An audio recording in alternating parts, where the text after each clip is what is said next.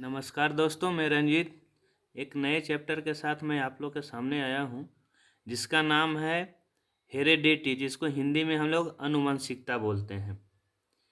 हम लोग कहते हैं किसी को कि कोई बौना है या कोई लंबा है तो बोलता है कि वो पापा पर गया है, वो मम्मी पर गया है। तो ये आखिरकार होता कैसे है? तो वंशागति क्या है? वंशागति वह प्रक्रिया है जिसके द्वारा माता पिता अपने गुण अपने बच्चों को देते हैं। इन्हीं गुणों के कारण बच्चों में माता पिता जैसी विशेषताएं पाई जाती है, जैसे कद हो गया, रंग हो गया, रक्त समूह हो गया, जैसे ब्लड ग्रुप बोलते हैं, बालों का प्रकार हो गया। तो ये सब चीज़ें जो है ना, वंशागति के थ्रू माता पिता से बच्चों में आता है। अब हमें एक चीज़ और पढ़ना है, गुण, जिसको हम लोग ट्रेड्स। गुण क्या है? तो गुण किसी जीव की वे विशेषताएं हैं जो उसे दूसरों से अलग बनाती हैं। गुण जो है किसी जीव की वो विशेषताएं हैं जो उसे दूसरों से अलग बनाती है, जैसे लंबाई, हाइट हो गया, आँखों का रंग, बालों का प्रकार, बुद्धि और रक्त समूह। गुण जैविक, बायोलॉजिकल और सीखे हुए, लर्न दोनों हो सकते हैं, लेकिन वंशागति केवल जैविक गुणों को अगली पीढ़ी तक पहुंचाती है। जैसे आप देख रहे हैं विभिन्नता, हम अलग क्यों हैं? तो जब बच्चे पैदा होते हैं तो वे अपने माता पिता जैसे दिखते हैं, लेकिन बिल्कुल फोटोकॉपी नहीं होते हैं, क्योंकि जनन के दौरान डीएनए में छोटे मोटे बदलाव आ जाते हैं। इसमें दो जनक माता और पिता होते हैं, इसलिए विभिन्नताएं ज़्यादा होती है। मतलब वेरिएशन हम लोग का क्यों हो रहा है? क्योंकि जब भी रिप्रोडक्शन होता है उसके दरम्यान क्या होता है कि इसे डीएनए में थोड़ा बहुत फर्क आ जाता है, जिससे जो है मम्मी और पापा दोनों का डीएनए मिक्स होके कुछ कुछ डिफर आ जाता है। इसके कारण जो है कभी कभी देखते होंगे कि अगर पापा लंबा है, मम्मी छोटा है, तो लड़का लंबा हो गया, चाहे दूसरा लड़का छोटा हो गया, तो वो मिक्सअप होके बनते रहता है। अब इसके आगे एक और है, जीन्स। जीन क्या है? जीन डीएनए के छोटे छोटे खंड होते हैं जो किसी विशेष गुण को नियंत्रित करते हैं। हर गुण के लिए दो जीन होते हैं, एक माता से और एक पिता से। जीन पे ही डिपेंड करता है कि आने वाला पीढ़ी कैसा होगा। जीन डीएनए के छोटे छोटे खंड होते हैं जो किसी विशेष गुण को नियंत्रित करते हैं। हर गुण के लिए दो जीन होते हैं, एक माता से एक पिता से। जीन ही यह तय करते हैं कि बच्चा कौन सा गुण पाएगा। जीन के द्वारा ही तय होता है कि बच्चा कौन सा गुण पाएगा। तीसरा है गुणसूत्र, जिसको हम लोग क्रोमोसोम्स बोलते हैं। मानव में 46 गुणसूत्र होते हैं, 23 जोड़े। ये याद रखिएगा, ये पूछा जाता है कंपटीशन में, आपका बोर्ड में भी आता है। 23 गुणसूत्र पिता से और 23 गुणसूत्र माता से। इन्हीं गुणसूत्रों पर जीन स्थित होता है। अब आते हैं, नेक्स्ट में आते हैं कि ये जो गुणसूत्र है इसका जनक कौन है? तो जेनेटिक्स के पितामह कहते हैं ग्रेगर जॉन मेंडल को। जेनेटिक्स के पितामह कौन सा है? Gregor John Mendel. मेंडल कौन थे? मेंडल एक वैज्ञानिक और साधु थे। उन्होंने विज्ञान और गणित का उपयोग करके यह पता लगाया कि गुण एक पीढ़ी से दूसरी पीढ़ी में कैसे जाते हैं।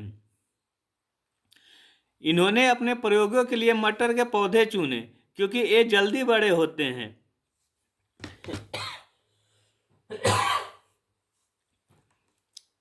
इसमें साफ अंतर दिखाई देती है, जैसे लंबा वर्सेस बौना। मेंडल को ग्रेग मेंडल को आधुनिक आनुवांशिकी का जनक, फादर ऑफ जेनेटिक्स कहा जाता है। फादर ऑफ जेनेटिक्स किसके बोलते हैं? डॉक्टर ग्रेग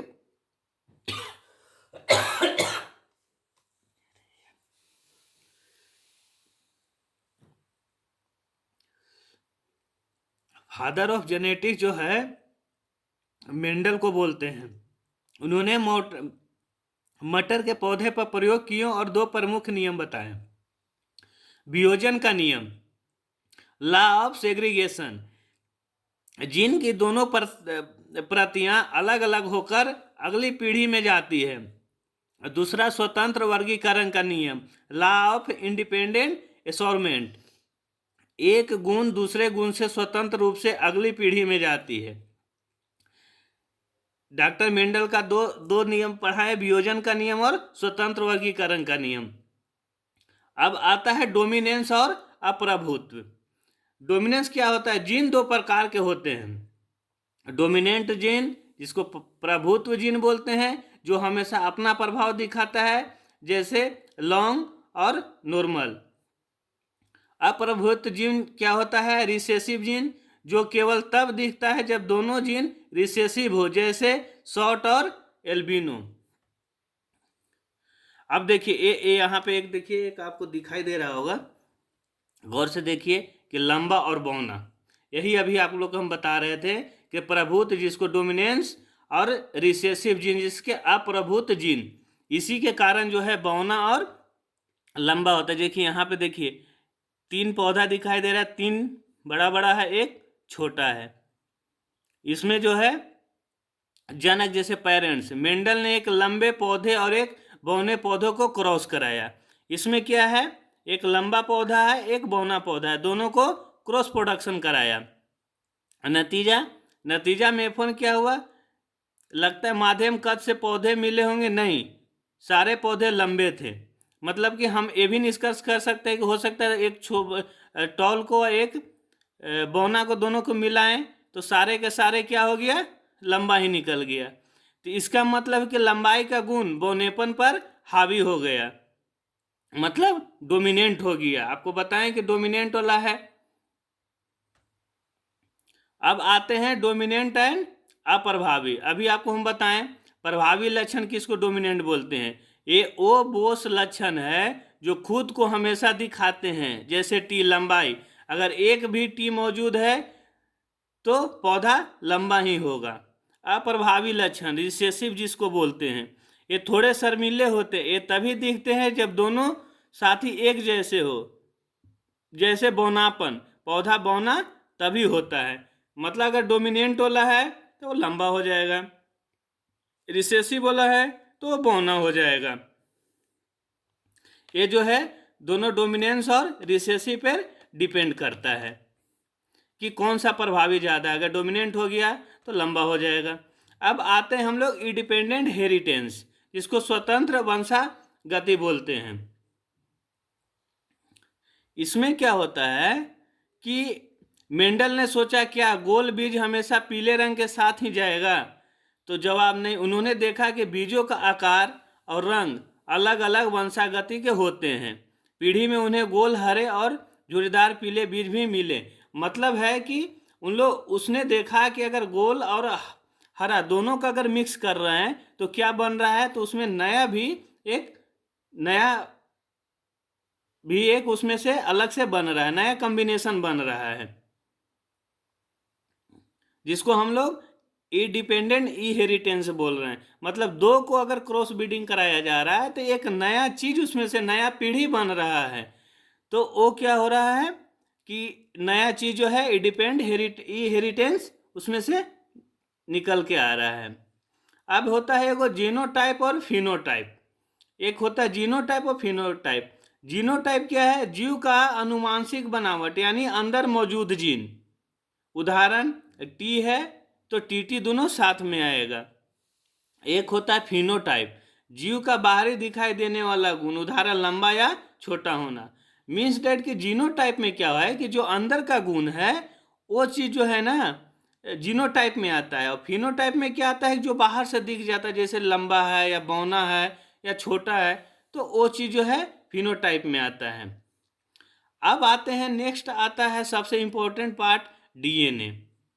ये क्या होता है कि यही जो है ना सेक्स निर्धारित करता है कि अगर मान लिया कि इससे होने वाला, अगर मान लिया कि संतान है या आने वाला पीढ़ी है तो वो लड़का होगा कि लड़की होगा, लड़का होगा कि लड़की होगा, ये जो है आपका डीएनए जो है, डीएनए से ही जो है पता चलता है।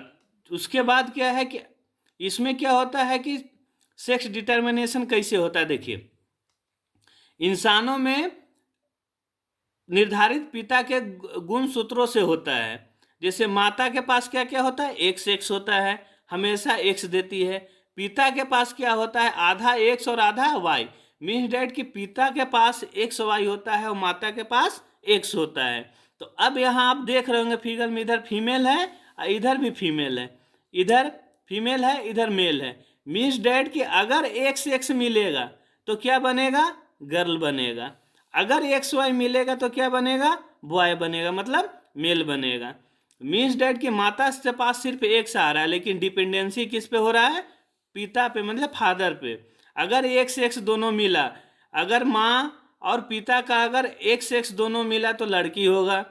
अगर माँ का x मिला और पिता का y मिला तो क्या होगा, उसमें लड़का होगा।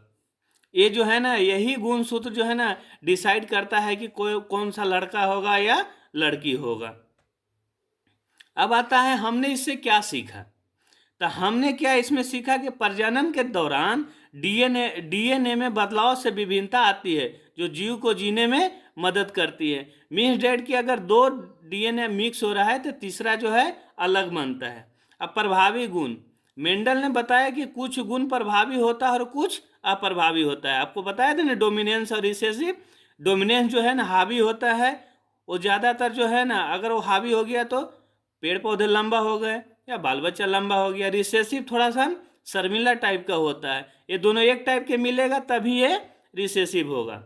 और तीसरा होता है लिंग निर्धारण, बच्चा लड़का हो गया लड़की, यह पिता से मिले गुण सूत्र Y या X पर निर्भर करता है। मतलब कि लड़का होगा कि लड़की, वो डिपेंडेंसी किस पे होता है, गुण सूत्र पर है। अगर XX मिला तो बच्ची हुआ, XY मिला तो बच्चा हुआ। अब एक आता है वंशानुगत रोग, जिसको हेरिडिटी डिसऑर्डर बोलते हैं। कुछ बीमारियां जीन के द्वारा अगली पीढ़ी में जाती है, जैसे हीमोफीलिया, रंग अंधता, जिसको कलर ब्लाइंडनेस बोलते हैं। कलर ब्लाइंडनेस क्या है, अनुवांशिक रोग होता है। सिकल सेल एनीमिया और थैलेसीमिया, ये सब ऐसा जो अनुवांशिक रोग है कि ये बाद में नहीं, माता पिता से ही आता है। अब एक आता है निष्कर्ष में कि वंशगति का क्या महत्व है। तो जीवों में निरंतरता बनाए रखते हैं, संतानों में विविधता लाता है और प्रजाति के विकास, जिसको इवोल्यूशन में मदद करता है। यह समझने में सहायता करता है कि कौन से गुण आगे बढ़ सकते हैं। ये था आपने पढ़ाए कि कैसे कैसे जो है वंशागति बढ़ती है, जिसको हम लोग हेरिडिटी बोलते हैं। इससे आप लोगों ने बहुत कुछ सीखा आए हैं। तो चैप्टर से अगर कुछ रिलेटेड क्यूरी है या क्वेश्चन है तो आप जो है कमेंट ज़रूर करें और लाइक सब्सक्राइब करें। Thank you.